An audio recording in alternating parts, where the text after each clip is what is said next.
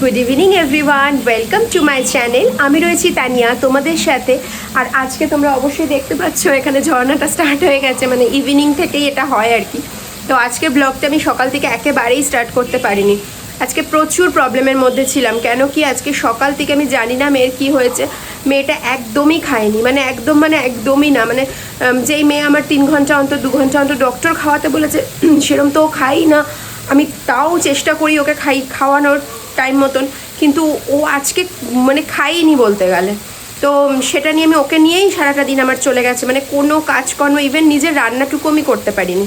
আজকে আমাকে বার্গার খেয়ে থাকতে হয়েছে দুপুরে, মানে এত প্রবলেম। মানে একা থাকা, যারা একা বাচ্চা মানুষ করে তারাই একমাত্র বুঝবে এর কষ্টটা। মানে এটা যে একা থাকতে ভালো লাগে সবাই বলে দূর থেকে, কিন্তু যখন কেউ ফেস করে না জিনিসটা প্রচণ্ডই কষ্টকর। যাই হোক, তো আর কথা বাড়িয়ে লাভ নেই, দেখতে থাকো আমি কাজ করতে করতে তোমাদের সাথে কথা বলছি।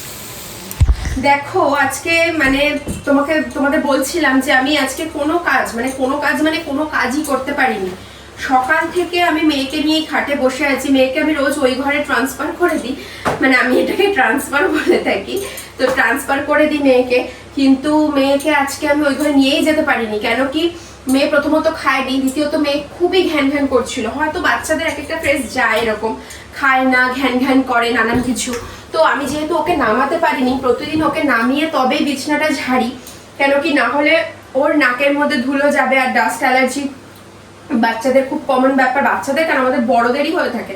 আর ওদের ডাস্ট মানে কোনো ডাস্ট বা কিছুর সামনে রাখা একদমই উচিত না, ধুলো ময়লার সামনে। তো তার জন্য তো বিছনাটা ঝাড়ি না, ওর সামনে কখনোই ঝাড়ি না। যখন ও ছোট ছিল তখন ওর বাবা ওকে কোলে নিয়ে নিত, তারপর আমি আস্তে করে ঝেড়ে নিতাম। আর সেরকম ময়লা কিছুই এখানে হয় না, তো সকালবেলা আমি ঝেড়ে নেওয়ার চেষ্টা করি ওকে নামিয়ে। কিন্তু আজকে যেহেতু ঘ্যান ঘ্যান করেছে ওই ঘরে ওকে নিয়ে যেতে পারিনি, পুরো বিছানা অগোছালো, মানে আমি কোনো কাজই করতে পারিনি।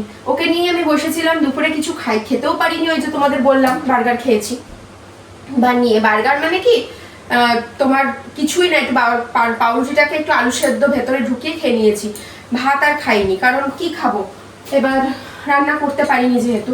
এবার ওই জন্য বিছনা টিছনা এখন গোছাচ্ছি। এখন মেয়ে খেয়ে একটু ঘুমাচ্ছে। এবার দেখা যাক, মানে খাচ্ছেই না, খাওয়া দাওয়া ছেড়ে দিচ্ছে মনে হয়। এই বিছনাগুলো আমি ঝেড়ে নিই, বিছনা টিছনা ঝেড়ে তারপরে তোমাদের সাথে কথা বলছি। তো আমার বিছানাটা কমপ্লিট হয়ে গেল গোছানো। চাদরটা চেঞ্জ করলাম আজকে, তো আমি বেশি দিন রাখি না এই চাদর, এক চাদর, তো আজকে চেঞ্জ করলাম। হাঁপিয়ে গেছি পুরো, গরমও লাগছে। এবার যাই রান্নাটা করতে। তো রান্না করতে করতে আবার তোমাদের সাথে কথা বলছি, রাতে কি খাই দেখি কি বানাই। চলো। সমস্ত জলের বোতলগুলো ফাঁকা দেখো, মানে সকাল থেকে তো টাইম পাইনি, ওই জন্য কিচ্ছু ভরা হয়নি। এবার বোতলগুলোকে ভরবো। মেয়ে দুধ খেয়েছে, সেই দুধের বোতল ধোবো। চলো, ধুতে ধুতে কথা হচ্ছে তোমাদের সাথে। বোতলগুলো নিয়ে নিলাম, চলো যেতে যেতে কথা হচ্ছে। মেয়েকে ওইদিকে ওই ঘরে রেখে দিয়েছি, বা রাতের রান্নাটা বসাবো। মেয়ের জল ফুটিয়ে রেখেছিলাম জানো তো, কিন্তু মেয়ের জল আর ঢালা হয়নি।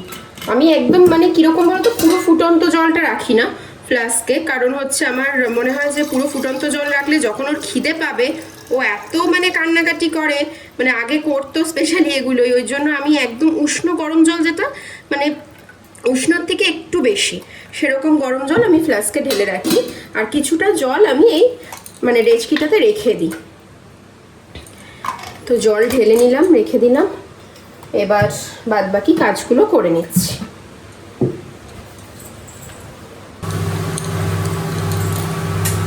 আজকে তো রাতের ডিনারের জন্য মানে কি বানাবো, তো সেটা ভাবতে ভাবতে আজকে ভাবলাম কি সয়াবিন বানাই। কেন কি অনেক দিনই আমি সয়াবিন খাওয়া হয় না, মানে আমি খাই না আর কি সয়াবিন। আমি কেন, মানে আমরাই খাই না, অনেক দিন সয়াবিন খাই না। তো আলুটা সেদ্ধ করে রেখেছিলাম আগে থেকেই। আলু ভেজেই করলে ভালো হয় খেতে জানি, কিন্তু আলু সেদ্ধ করেছিলাম, ভেবেছিলাম বার্গার ব্রেডটা রয়েছে সেই ব্রেডটা দিয়ে একটুখানি সন্ধ্যেবেলা ভালো করে বার্গার বানিয়ে খাবো, কিন্তু তারপরে দেখছি যে না, সেটা পসিবল না। কেন কি এখন সেরকম আর খিদেও পাইনি। 4টের সময় খেয়েছি বার্গার, তোমাদের বললাম, আর সেরকম খিদেও পাইনি। আর না খিদে পেলে ওই বার্গার খেলে রাতে আর খেতে পারবো না। তো এখন ওই জন্য কী করছি, আলুগুলো নরম করেই সেদ্ধ করেছিলাম। এবার এত নরম সেদ্ধ আলু দিয়ে আবার না তরকারি করা যায় না। তো দেখি একটু মানে ভালো করে কেটে বড় বড় করে কেটে ভেজে নিতে হবে খুব কড়া করে, তাহলে আর ভাঙবে না। কারণ আবার এইটা সেদ্ধ করা আছে, আবার আলু ভাজবো মানে নতুন করে, আবার এইগুলো তাহলে নষ্ট হয়ে যায়।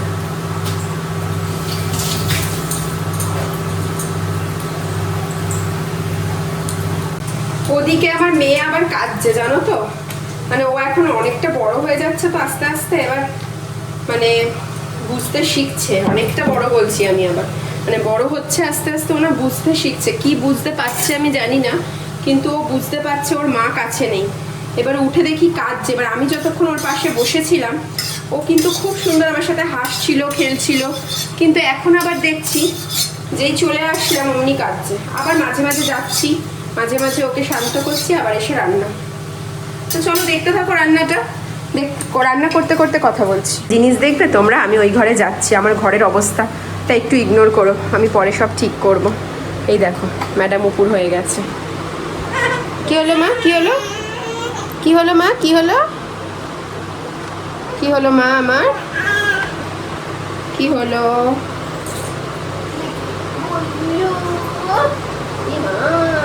চোখে কি লেগে গেল গো? কি হচ্ছে? এই যে এই যে আমি আছি দেখো, এই যে এই যে এই যে এই যে মাম্মাম চলে এসছে, এই যে এই যে এই যে এই যে এই যে এই যে এই যে এই যে এই যে এবার তো কানু করবে না, এবার কি আর কানু হবে? হবে না তো, হবে না তো। এই দেখো এখন কিন্তু আর কানু করছে না, করছো না তো? হ্যাঁ খুব দুষ্টু হয়ে গেছো, এখন হাসি পাচ্ছে। বুল্লু পেটুটা কি ফাঁকা হয়েছে? পেটুদের খাওয়ার লাগে না, না পেটুতে খালি আমুল খেলেই হয়। আবার চলে যাচ্ছি মাম্মা, ওই দেখো কাঁদছে। আচ্ছা তোমরা কে বলো তো এইভাবে মানে ইয়ে করো, সয়াবিনের তরকারি করো? আমি না করি, মানে এটা হচ্ছে তোমার ডিমটাকে ভুজিয়া করে নিচ্ছি। এবার এই ডিম ভুজিয়াটা না আমি যখন সয়াবিনের তরকারিটা নামাবো তখন এর উপরে দিয়ে দিই, খেতে কিন্তু খুব ভালো হয়। আজকে কতটা ভালো হবে বলতে পারছি না, কারণ আজকেই দেখো আলুগুলোর অবস্থা, আলুগুলো সব ভেঙে চুরে একাকার হয়ে গেছে। এবার এই ভাজা মানে ডিম ভুজিয়াটাকে আমি তুলে রাখবো, তারপরে সেদ্ধ করা সয়াবিন এখন মশলা কষাবো, পেঁয়াজ আদা রসুন সব একসাথে পেস্ট করে নেব, তারপরে মশলা কষাবো, কষিয়ে যেইভাবে করে সয়াবিনের তরকারি সেটাই করছি। তো দেখতে থাকো। হ্যাঁ দেখো আমি না এইভাবে পেঁয়াজটাকে বেটে নিয়েছি, মানে বেটে ঠিক নিইনি, মানে একবার দুবার করে ঘুরিয়ে নিয়েছি। তাতে কি হলো, একদম মিহি করে চপ করলে যেরকম হয় ঠিক সেরকম করে পেঁয়াজ রসুন আদা ঠিক সেরকমই হয়েছে। আর এক একটা রসুন দেখো গোটাও রয়ে গেছে, কারণ আমি পুরো বেটে মানে পুরো মিহি করে বেটে কখনোই রান্না করি না। তাতে কিছু কিছু রান্না যেগুলোতে লাগে সেগুলোতে করি, আদারওয়াইজ করি না, কারণ তাতে আমার মনে হয় তেলটাও বেশি লাগে। দেখো পেঁয়াজ রসুন আদার সমস্ত পেস্ট মানে যেটা পেস্ট কাম চপ যেটাই বলো না কেন ওটা দিয়ে দিয়েছি।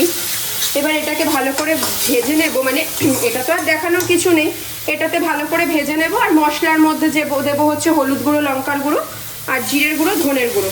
আর এই যে দেখালে আমি তখন আলু ভেজে তুলে রেখেছিলাম, আর এই যে তোমার ডিম মানে ফ্রাই করে তুলে রেখেছি ভুজিয়া করে।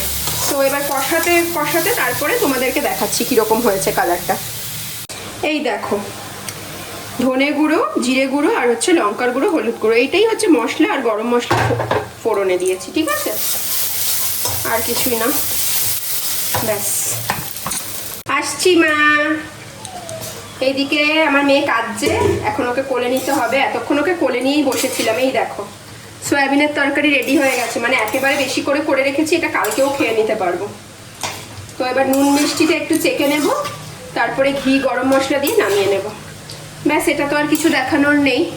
এবার আমি বিছানাগুলো গুছিয়ে নিই, মানে আমার এই ঘরের বেডটাকে গুছাতে হবে, বুঝেছো, পুরো ওর জামা কাপড়ে পুরো ভর্তি হয়ে রয়েছে। তো এটা গুছিয়ে নিয়ে তখন তোমাদের সাথে কথা হচ্ছে। আবার দেখা হবে তোমাদের সাথে আগামীকাল। তো ততক্ষণ তোমরা ব্লগটা অতি অবশ্যই দেখতে থেকো। তো কালকে আবার দেখা হচ্ছে। আজকে হলো নেক্সট ডে। তো গুড মর্নিং এভরিওয়ান। দেখো সকাল তো হয়ে গেছে, সকাল হয়ে একটু বেলাও হয়ে গেছে। আর এই দিকে এখানে সোনা মামামের পুতুলগুলো রয়েছে, এগুলোকে সরিয়ে নিতে হবে, কারণ কি দিদি এসে গেছে। দিদি তো কাজ করে চলে যাবে, কিন্তু আমার এখন একটা পার্সেল এসছে, মানে ফোন এসছে এবার ডিটিডিসি থেকে। এবার কী যে এসছে সেটাই আমি ভাবছি, আমি একটা গেস করছি, আমি জানি না যে ওটাই এসছে কি না। যদি ওটা আসে তো তোমাদের সাথে শেয়ার করব যে আমি একটা জিনিস অর্ডার করেছিলাম, কি সেটা এসছে কি না বলতে পারছি না। তো দেখো শরতের আকাশ কি যে সুন্দর লাগে। তো চলো দেখাতে থাকি তোমাদের কি পার্সেল এসছে। পার্সেল এসেছে, এবার দেখি তো কি এসেছে পার্সেলে। পুরো নাম আর ফোন নাম্বারটা বলবেন। আচ্ছা, এক সেকেন্ড।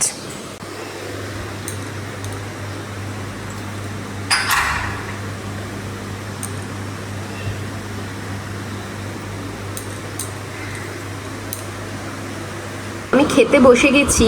আজকে লাঞ্চের মেনুতে আছে যে কালকে সয়াবিনের তরকারি, পাঁপড় ভাজা নিয়েছি, আর এইটা হচ্ছে আমার শাশুড়ি মা পাঠিয়েছিল চিকেন কোপ্তা, তো সেটা নিয়ে ভাত নিয়ে বসে পড়েছি। তো এই দিয়ে আজকে লাঞ্চটা সারি। তো আমার তো পুজো টুজো হয়ে গেল, স্নান ধান হয়ে গিয়ে, তো এখন লাঞ্চ টাঞ্চ করে আবার তোমাদের সাথে কথা হচ্ছে। Hello, good evening. দেখো আমি তো রেডি টেডি হয়ে গেছি, আর আমি যাচ্ছি শ্বশুরবাড়ি। তো চলো ওখানে গিয়ে তোমাদের সাথে কথা হবে। চলো মা, ঠাকুর দেখতে যাই। চলো দাদা, একটু আস্তে চালাবেন। হ্যাঁ,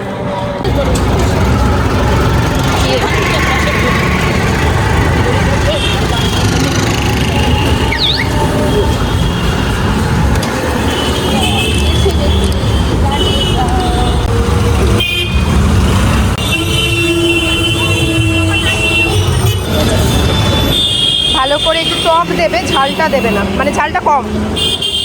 আমি তো শ্বশুরবাড়ি চলে এসেছি, আর এই ফুচকা নিয়ে এসেছি। তো এখন ফুচকা খাচ্ছি, এই যে ঠাম্মাও ফুচকা খাচ্ছে, আর এদিকে মা ফুচকা বানাচ্ছে, আর এই যে ফুচকা খাচ্ছি। চলো ফুচকা টুচকা খেয়ে নিই, তারপরে আবার কথা হবে তোমাদের সাথে। আর এই যে দেখো কথা শোনা উল্টে গেছে। ঠাম্মা রুটি করছে, ঠাম্মা এখন আটা মাখছে, বুঝেছো? মা রুটি করছে, আর এদিকে মেয়ে ঘুমোচ্ছে। সুজন, এই দেখো সুজন এখনো নামতে পারেনি। এই হচ্ছে ছোটু, বুঝেছো? ছোটু এখন সমৃদ্ধাকে দেখছে, তোমাদের কথাকে। এই দেখো আমরা এখন চলে যাচ্ছি বাড়ি। টাটা, টাটা কথা, সবাইকে টাটা করে দাও, টাটা করে দাও সবাইকে।